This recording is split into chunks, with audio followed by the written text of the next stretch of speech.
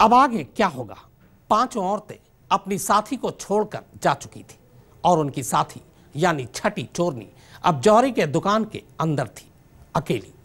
क्या वो दुकान से बाहर निकल पाएगी? क्या पांचों औरतें वापस लौटेंगी? क्या वो चोरी की इस वारदात को अंजाम दे पाएंगी या फिर पकड़ी जाएंगी? पेश है अब आगे के आखिरी 15 मिनट की कहानी। गली में अब भी सन्नाटा पसरा था। हाँ, बीच बीच में इक्का दुक्का लोग जरूर गुजरते दिखाई देते। उधर दूसरी तरफ शटर के अंदर अब भी पूरी तरह खामोशी थी। चोरनी गैंग की छठी और सबसे दुबली पतली साथी अब भी जौहरी की दुकान के अंदर ही थी। उसे शायद पता था कि उसे कब बाहर निकलना है।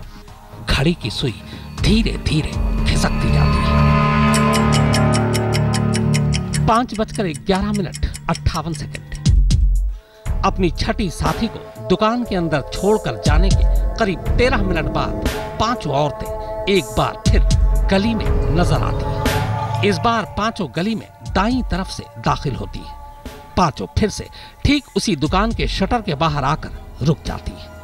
इसके बाद एक औरत खड़ी रहती है और पहले की तरह ही शॉल का पर्दा बनाकर पीछे शटर को छुपा देती है, जबकि बाकी औरतें नीचे बैठकर शायद अपनी छठी साथी को अंदर कुछ इशारा देती है। 5:13:17।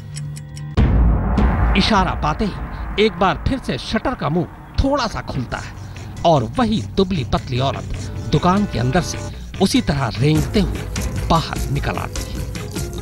निकलने से पहले वो अंदर से ही एक पॉलिथिन अपनी साथी को पकड़ा देती है।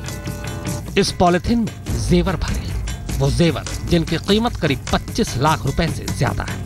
वो बाहर आते ही अपनी शॉल ओढ़ती है और फिर सारी औरतें गली के बाईं तरफ से बाहर निकल जाती हैं। आज से पहले आपने महिलाओं को 420 करते या किसी दुकान के अंदर से चोरी करते तो सीसीटीवी में कई बार देखा था, लेकिन इस वारदात के बाद पुलिस भी चौंक गई है कि कैसे महिलाओं ने गैंग बनाकर इस वारदात को अंजाम दिया। रात के समय उन्होंने शटर को तोड़कर अंदर से लाखों का माल उड़ाया और फिर रफू चक्कर हो गई। तो ये तो रही रात के अंधेरे की कहानी। जाहिर है अब आप समझ ही गए होंगे कि ये चोरनी का गैंग था जिसने एक जौहरी की दुकान पर सेंध मारी थी। आइए अब आपको आगे की कहानी सुनाते हैं। दरअसल इस दुकान में शटर के अलावा अंदर शीशे का दरवाजा था।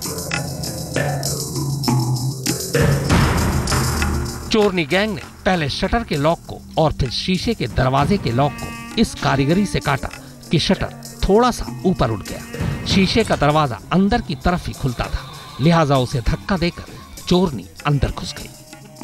जो जिस तरीके से नीचे से घुस के अंदर 2 लड़कियों को भेजा और बाहर वो थोड़ी देर चली गई, बाद में फिर आती हैं, फिर उनको साथ में लेकर चली जाती हैं, सारा सामान उठा कर ले जाती हैं। इससे तो जाहिर है कि प्री प्लान्ड है। तो हम आए खोलने सुबह, तो जब देखे कि ताला चैनल से थोड़ा सा बाहर निकला हुआ था तो हमें लगा ये टेढ़ा क्यों है शटर। तो बाबूजी को हम बताए तो उन्होंने फिर एसआई को फ़ोन किया। वैसे दुकानदार की किस्मत अच्छी थी। जब ये वारदात हुई तब दुकान में बेहद कीमती हीरे जवाहरात पड़े थे, मगर चोरनी को शायद समझ नहीं आया। उसने सिर्फ सोने के जेवर ही उठाए, बाकी छोड़ दिया। वो तो गली में सीसीटीवी कैमरा लगा था, इसीलिए इस चोरनी गैंग का चेहरा उसमें कैद हो गया, लेकिन इसके बावजूद फिलहाल उनका कोई सुराग नहीं मिला। पुलिस को शक है कि चोरनी के इस गैंग ने दिल्ली में दूसरे इलाकों को भी अपना निशाना बनाया होगा, लिहाजा दिल्ली पुलिस पूरे जोरों शोर से इस गैंग की तलाश में जुट गई है।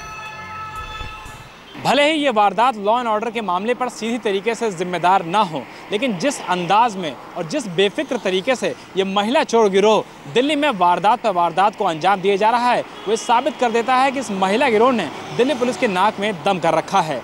दिल्ली पुलिस की कई जिलों की विशेष टीमें इस महिला गिरोह को पकड़ने की लगातार कोशिशें कर रही हैं, लेकिन अब तक की तफ्तीश में एक बात तो बिल्कुल साफ है कि पुलिस की लाख कोशिशों के बावजूद ये महिला चोर गिरोह पुलिस के ऊपर 20 जरूर साबित हो रहा है।